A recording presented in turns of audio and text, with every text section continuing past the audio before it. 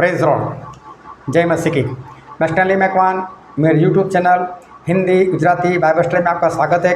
मेरे चैनल को आज अभी इसी वक्त आप सब्सक्राइब कर लीजिए और परमेश्वर के ज्ञान में आप बढ़ते जाओ। आपकी इस धरती पर ज़रूरत क्या है? आप इस धरती पर जिंदा क्यों हो? क्या आप ऐसा समझते हो कि कोई ऐसा काम है जो आपके सिवा कोई नहीं कर सकता? क्या आपको ऐसा है कि आपका ज़िंदा रहना बहुत ज़रूरी है? मैं बोलता हूँ नहीं, आप ज़िंदा रहो या मर जाओ, कोई फ़र्क नहीं पड़ता किसी को।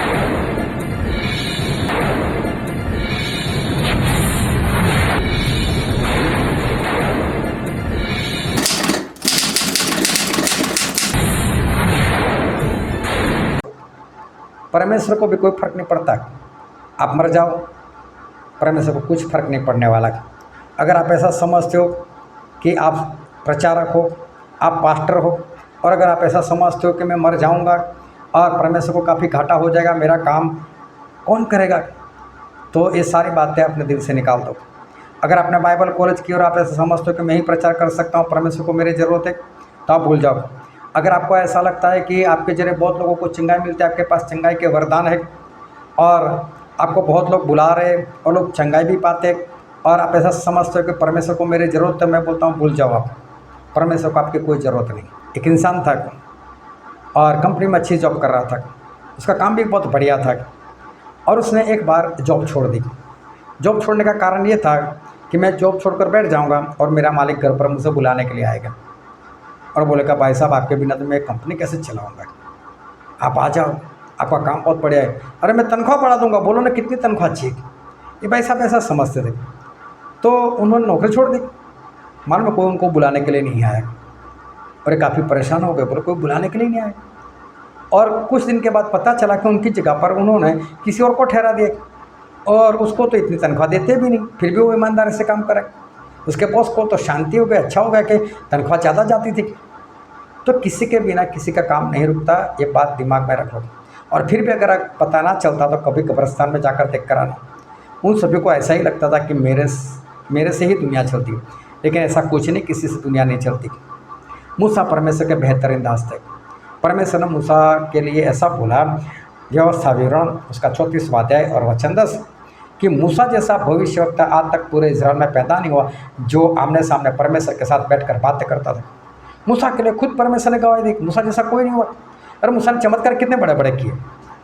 पानी का लहू बना दिया, समुद्र को फाड़ दिया, टिड्डियाँ बुलवाई, मक्खियाँ बुलवाई, मेढक बुलवाए, ओले गिराए, वो भी आग के साथ। कितने बड़े बड़े चमत्कार किए। अरे मूसा लाठी मारते थे और चट्टान से पानी बह निकलता था। तो मूसा के जरिए कितने बड़े बड़े चमत्कार, मूसा के जैसा चमत्कार आज तक किसी ने नहीं किया। और मूसा जो थे वो परमेश्वर के बेहतरीन दास थे। परमेश्वर आज भी उनको याद कर रहे कि मूसा मेरे पूरे घराने में विश्वास योग्य दास थे मेरे। लेकिन मूसा आज नहीं है, और मूसा आज नहीं है तो मुझे बताओ कि मूसा के बिना धरती नहीं चल रही। क्या परमेश्वर ने कभी ऐसा बोला कि मुझे मूसा की ज़रूरत है, मुझे मूसा वापस चाहिए? नहीं। मालूम है परमेश्वर ने मूसा को बोला, मूसा नबो पहाड़ के ऊपर आ जा और यहाँ आकर मर जा, बोले तुझे मरना है। और मूसा को खुद परमेश्वर ने दफन कर दिया, जिसकी कब्र के बारे में आज तक किसी को नहीं पता चला, परमेश्वर ने दफन कर दिया। तो कितनी बड़ी बात है कि परमेश्वर ने खुद बोला कि मूसा मर जा, अभी तेरा वक्त ख़त्म हो गया।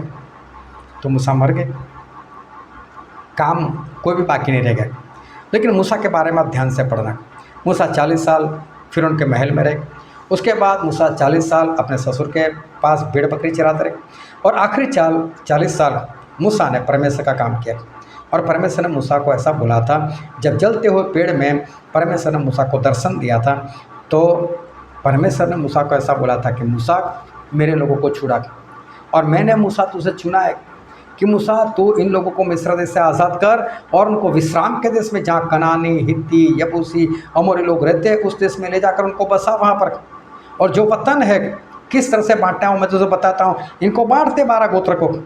तो परमेश्वर ने मूसा को एक काम दिया था कि मूसा तुझे इज़राइल लोगों को मिस्र से आज़ाद करना है, वहाँ से चलते चलते उनको लेकर जाना है विश्राम के देश में। वहाँ पर जाकर मूसा तुझे लड़ाई करनी है, वहाँ जितने लोग उन सभी को ख़त्म कर कर इज़राइल लोगों को वहाँ पर बसाना है। और जो घर तुम लोगों ने नहीं बनाया है उसमें मैं तुम्हें रखूँगा। जो खेत में तुमने कुछ पैदा नहीं करवाया, कुछ बीज नहीं लगाए, उसके फल आप खाओगे। इस तरह से परमेश्वर ने मूसा को बोला था।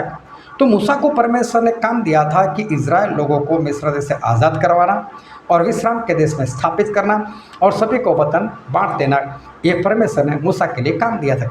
तो मूसा का एक काम था, मूसा का एक लक्ष्य था। मूसा ने बाखूबी काम करना शुरू कर दिया। मूसा ने काम करना शुरू कर दिया और मूसा ने वहाँ पर जाकर बड़े बड़े चमत्कार करते हुए फिरौन को इतना परेशान कर डाला कि आखिर में फिरौन ने बोल दिया, यहाँ से निकलो भाई साहब। और मूसा को बोला, मुझसे भी आशीष देकर जाओ। हारून को भी बोला, मुझसे आशीष देकर जाओ, लेकिन यहाँ से निकलो। अब ये मूसा जो है, उन्होंने इज़राइल लोगों को मिस्र देश से आज़ाद कराया। ये छोटी बात नहीं थी, बहुत बड़ी बात थी। 35 से 40 लाख लोगों को एक दिन में आज़ाद करवाना बहुत बड़ी बात थी, लेकिन मूसा ने काम किया ईमानदारी से किया। अब मूसा की जिम्मेदारी थी कि उनको मिस्र देश से आज़ाद तो करवा दिया, अब विश्राम के देश में, अमोरियों के देश में, कनान देश में उनको स्थापित करना और कनान देश में जितने भी बसते हैं उन सभी का खात्मा कर देना और इन लोगों को वहाँ पर स्थापित करना। ये काम अभी मूसा को वहाँ पर जाकर करना था। अभी देखो, मूसा इन लोगों को लेकर निकले। परमेश्वर को पूछा, परमेश्वर कौन से रास्ते से ले जाओ? परमेश्वर बोलते समुद्र के रास्ते से ले जाओ। समुद्र के रास्ते से निकले।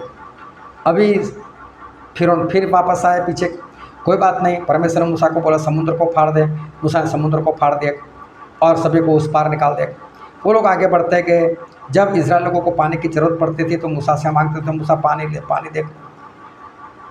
और मूसा उनको पानी देते थे। परमेश्वर को पूछकर परमेश्वर को बताते, परमेश्वर के पास पानी नहीं है, क्या करो? और परमेश्वर बोलते, देखो चट्टान, लाठी मार और पानी निकलेगा। तो जैसे जैसे परमेश्वर बोलते गए, मूसा करते गए। लेकिन हुआ क्या कि इज़राइल के लोग सही से नहीं चले। वो बार बार मूसा के विरोध में, हमको प्यासा मरने के लिए लेकर आए, हमको भूखा मरने के लिए लेकर आए। तो ये लोग बार बार परमेश्वर के विरोध में और मूसा के विरोध में काम करते थे। एक बार तो मूसा ने कई लोगों का अभिषेक कर दिया और उनको कुछ काम दिया। तो जब वो लोग भी काम करने लगे तो उनको घमंड आ गया, हम लोग भी तो काम करते, हमारे साथ भी तो परमेश्वर बात करते, तो अभी मूसा क्यों हमारा अगुआ? ये तो अभी हमारा अगुआ नहीं। मूसा के विरुद्ध में आकर खड़े हो गए, बोले तू क्यों हमारा अगुआ बनकर बैठा है? क्या परमेश्वर हमसे बात नहीं करते? क्या हम पवित्र लोग नहीं हैं? तो हमारा अगुआ नहीं। और उस वक्त वो सारे मर गए, वो सभी लोग खत्म हो गए। तो देखो, मूसा के विरोध में आने से वो सब खत्म हो गए। लेकिन ऐसा उनके साथ होता रहा और अभी लोग चलते चलते विश्राम के देश में पहुंच गए। पास से थे, बस अब लड़ाई करनी थी और जीत कर अंदर सभी जो वतन था वो इनको ले लेना था। अभी परमेश्वर ने मूसा को बोला, मूसा सभी गोत्रों में से एक एक इंसान को निकाल, उनको चुन और 12 लोगों को वहाँ पर जासूसी करने के लिए भेद लेने के लिए भेज कि कनान देश के साथ 12 लोगों को भेजा। वो लोग वहाँ पर 40 दिन तक रहे और 40 दिन रहकर उन लोगों ने वहाँ पर भेद लेकर मूसा के पास वापस आए। लेकिन यहोशू और कालेब को छोड़कर बाकी जो 10 थे उन्होंने चिल्लाना शुरू कर दिया, रोना शुरू कर दिया और मूसा को बोलने लगे, मूसा हमको मरने के लिए लेकर आए यहाँ पर, वहाँ तो राक्षस लोग रहते हैं, हम तो उनके सामने टिड्डी के समान दिखते थे, हम लोग लड़ाई करने के लिए नहीं जाएंगे।